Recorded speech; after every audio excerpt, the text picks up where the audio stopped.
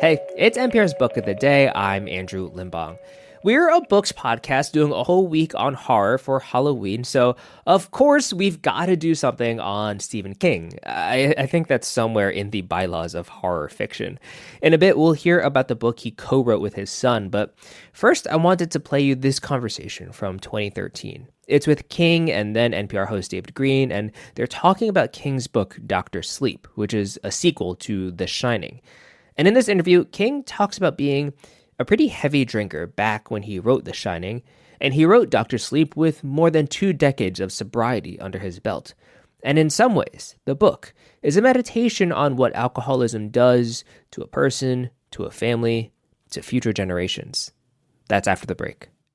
Support for this podcast and the following message come from Betterment. Don't just imagine a better future. Start investing in one with Betterment. Betterment helps people and small businesses put their money to work by automating to make saving simpler, optimizing to make investing smarter, and building innovative technology backed by financial experts. So be invested in yourself. Be invested in your business. Be invested in better with Betterment at Betterment.com. Investing involves risk. Performance not guaranteed. Remember the first time you were really, really scared and you liked it? Maybe it was when you picked up a book by Stephen King, like The Shining. An awful lot of the people who read The Shining were like 14 years old. They were at summer camp. They read it under the covers with a flashlight on. And, you know, in a way, being scared is like sex. There's nothing like your first time. Okay, that's Stephen King describing the challenge that he has taken on, writing a sequel to such a terrifying and memorable novel. The Shining, which later became a film starring Jack Nicholson, is the story of Jack Torrance, a man struggling with demons, from alcoholism to writer's block. And to make matters worse, he takes the job of caretaker at an isolated old hotel in the Rocky Mountains. He's snowed in with his wife, his son Danny, and a lot of ghosts. Danny, the little boy, was blessed and cursed with the ability to read thoughts and see the future. And King picks up his story in the sequel. It's called Dr. Sleep. Danny, as an adult, is using his gift to help ease the pain when someone dies. I wanted to kind of revisit Danny and see what he was like as a grown-up. I think that we all have this kind of desire to reconnect with friends from when we were younger. You know, that's the whole basis of high school and college reunions. So I was also wanting to re-meet some of the people that I knew from The Shining. And I also wanted to investigate this whole idea about, can we rise above our parents? Can we rise above the mistakes that our parents made or the character flaws that our parents had? When I went back to reread The Shining before talking to you and then reading Dr. Sleep, I was left with this question at the end. Was Stephen King kind of setting us up for a sequel? No, I had no idea. I got them through the hotel. The hotel burned down. There's a Stanley Kubrick film of the book that most people know, and in that particular version of The Shining, the hotel freezes solid, which kind of reflects Stanley Kubrick's temperament at that time. Mm-hmm. And in my version, the hotel burns, which reflects my temperament at the time. Why do you say that this exploding, burning building reflected your temperament? Well, I was hot. And as a writer, I've always been confrontational. I've never been cool. I've never been calculating. My idea is to come up to you and grab you by the lapels and say, I have this story. I want to tell it to you. And when you hear it, you're not going to want to cook dinner. You're not going to want to clean the house. You're not going to want to go to your job. You're just going to want to read this story and care about what comes next. Well, let's get into the world of Dr. Sleep, the new book, and alcoholism, a big part of it. Was that a conscious choice? I mean, did you really want to dig into alcoholism and sort of that vulnerability? Well, I was interested in it for a lot of different reasons. There does seem to be a genetic predisposition to alcoholism. That's the nature part. The nurture part is that if you grow up in a household where there's a lot of drinking, you have a tendency to become a drinker yourself. So I wanted to see if it was possible to escape those things. But the other thing that sort of interested me was that Jack Torrance never tries Alcoholics Anonymous. That is never even mentioned in The Shining. He has what they call white-knuckle sobriety. He's doing it all by himself. So I wondered, what it would be like to see Danny first as an alcoholic and then see him in AA. The author's note in this book seems to make it pretty clear that you spent some time in AA yourself. And I wonder if those experiences shaped this in any sort of way. That reminds me of something that the guy says in the British TV series, House of Cards. You might think so, but I could not possibly comment. One of the traditions of AA is we try to maintain complete anonymity at the level of press, radio, and the films. And as you know, we're on the radio right now. Yes, so that is true. You could say, having read these two books, and knowing that I was a very heavy drinker at the time that I wrote The Shining, and I haven't had a drink in about 25 years now. So you could draw certain conclusions from that, but I wouldn't cop to it. Let me just say this, David. I've done a lot of personal research in these subjects. Thinking about you as a writer, look back to 1977. The Shining is first published, and now, more than 30 years later, you do the sequel. How have you changed as a writer over this time? Well, I think that I've gotten a little bit more sophisticated in my writing ability. I want to try to keep what I'm doing fresh. I don't want to phone it in, let's put it that way. And that in itself makes it possible to work to the top of your abilities. I mean, I don't want to get all spiritual about this or anything, but... Feel free. No, I don't think so. I don't feel free. But let's put it this way. There are plenty of people who've got lots of talent. This world is lousy with talent. The idea is to work that talent and try to get to be the best person that you can, given the limits of the talent that God gave you, or fate, or genetics, whatever name you want to put on it. So I think a lot of people have sort of suggested that the stuff that I do may be second class because there's so much of it. And my response to that is, I'm going to quit and be dead for a long time. This is the time that I've got, and I want to use it. I want to use it to the max. I really want to try and mine everything that I've got. Why do you say you don't feel free to get spiritual with me here? Because you certainly do in your books. I do, and that's the proper venue for it. And I let my characters speak for me. And the one thing that I don't want to do at all is to get up on a hobby horse, because I don't respect that. My main job is to tell stories and to be a storyteller. And what I feel about spirituality, the afterlife, this life, are things that should come through in the book. But I don't put up any billboards. Because there's some really moving scenes in Dr. Sleep about dying. And I did wonder if you've sort of thought about dying in a possible afterlife, as you get older. Yeah, I think about it a lot. The older I get, the more I think about it, because the closer it comes.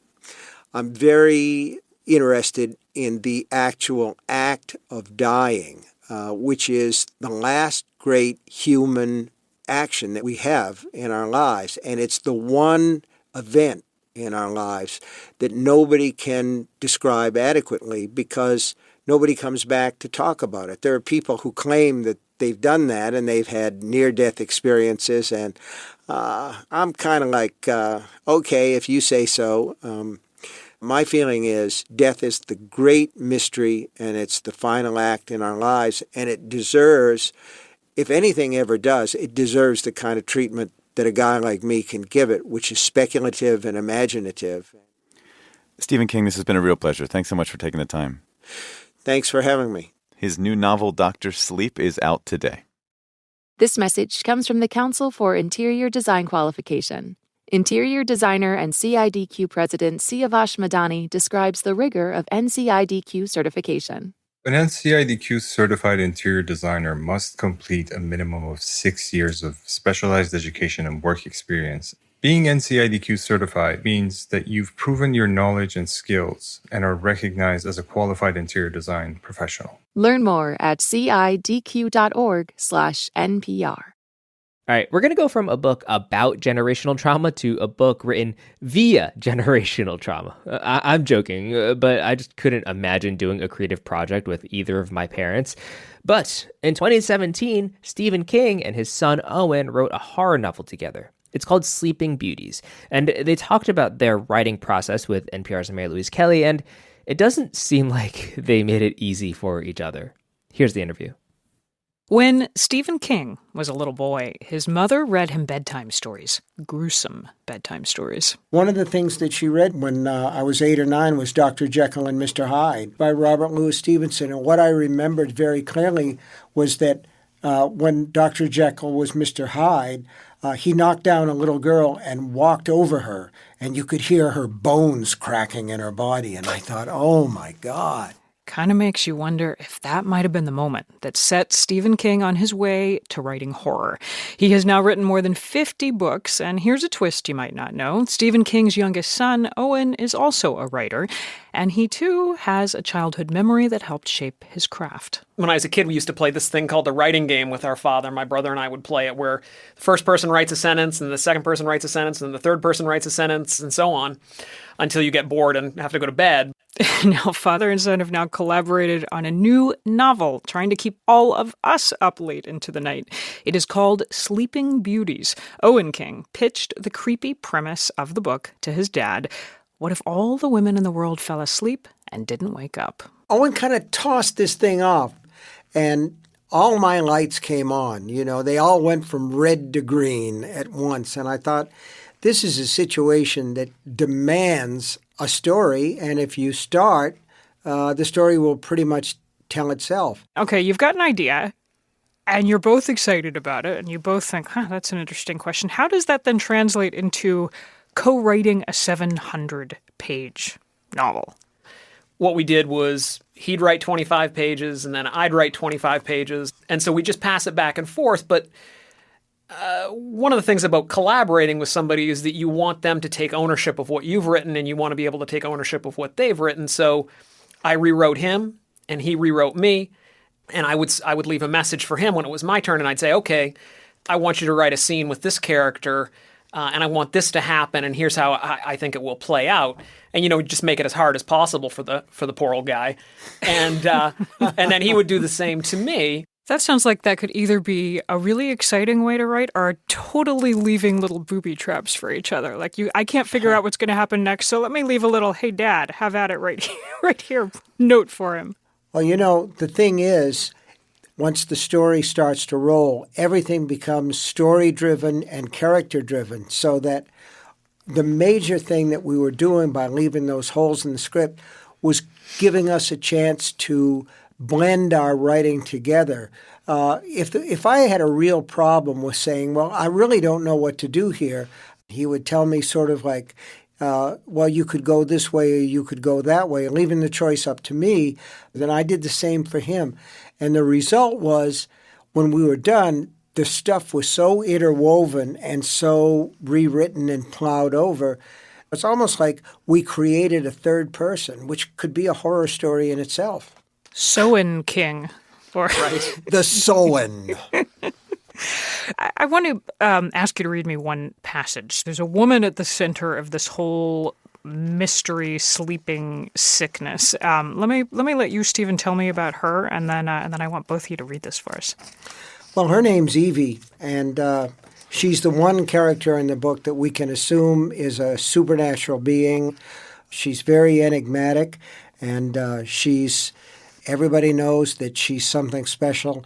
So this is this segment about Evie early on in the book.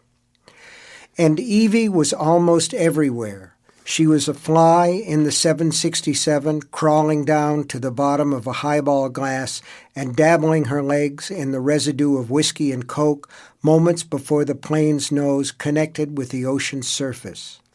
The moth that fluttered around the fluorescent bar in the ceiling of Nell, Seeger, and Celia Frode's prison cell was also Evie. She was visiting the Coughlin Courthouse behind the grid of the air duct in the corner of the conference room, where she peered through the shiny black eyes of a mouse. On the White House lawn, as an ant, she moved through the still warm blood of a dead teenage girl. In the woods where Jared ran from his pursuers, she was a worm beneath his shoes, nosing in the soil, blind and many-segmented. Evie got around. Now I gotta ask, can you two even remember which of you wrote that? No, I cannot remember, to tell you the truth. And you know what, Owen? I think we both wrote that. I think we both wrote that, Our too. fingerprints are on both of them, Mary Louise. So I'm trying to imagine what comes next for you two. Aside from book tour, which I know is going to take up the next few weeks, I'm trying to imagine breakfast in the King household, the whole family of writers, and it sounds like the basic conversation is y'all all sit around and try to figure out how to scare the living daylights out of each other. I just want to say, for me, the great thing about this experience is that it's very unusual to get to spend the kind of time that we got to spend together to work on this book. And to me, I'm thrilled with the book. I'm very, very proud of it. But the thing that I liked the most about this was that I got to spend all this time with my dad. Yeah, I thought it was a great gift to work with Owen, to hear him say, yeah, I'd like to embark on this project with you. You know, in a lot of ways, writing a novel is like sailing across the Atlantic Ocean in a bathtub. It's a lonely job and it's a long job, and I had somebody with me on it, and that was great. And for it to be my son, that was a tremendous gift. You could have ended up wanting to kill each other at the end of trying to Exactly. write 700 pages, and it sounds like it brought you closer. We'll see if we survive book tour, Mary Louise. We'll wish you luck on that. That is father and son Stephen King and Owen King talking about the novel they wrote together. It's called Sleeping Beauties, and it is out this week. Thanks to you both very much. Thank you very much, Mary Louise. We really Thank you appreciate so it. much. That's it for this week on NPR's Book of the Day. Let us know what you think. You can write to us at bookoftheday@npr.org. I'm Andrew Limbong. The podcast is produced by Chloe Weiner and edited by Megan Sullivan with help from Ivy Buck. Our founding editor is Petra Mayer. The show elements for this week were produced and edited by Neil Carruth, Samantha Balaban, Barry Hardiman, Melissa Gray, Ashley Lisenby, Justin Richmond, Jacob Conrad, and Phil Harrell. Yolanda Sanguini is our executive producer. Thanks for listening.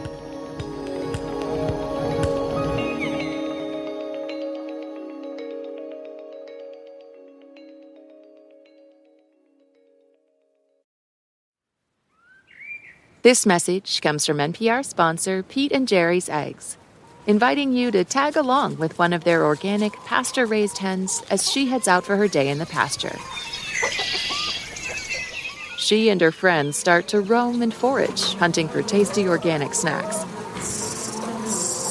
And with 108 square feet per hen, there's plenty of space for everyone.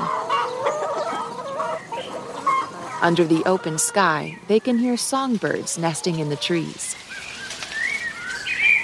They bask in the sounds of nature as they prepare to lay their rich, delicious eggs. And when the sun starts to set, the crickets begin to sing. Time to catch one last squiggly snack before bedtime.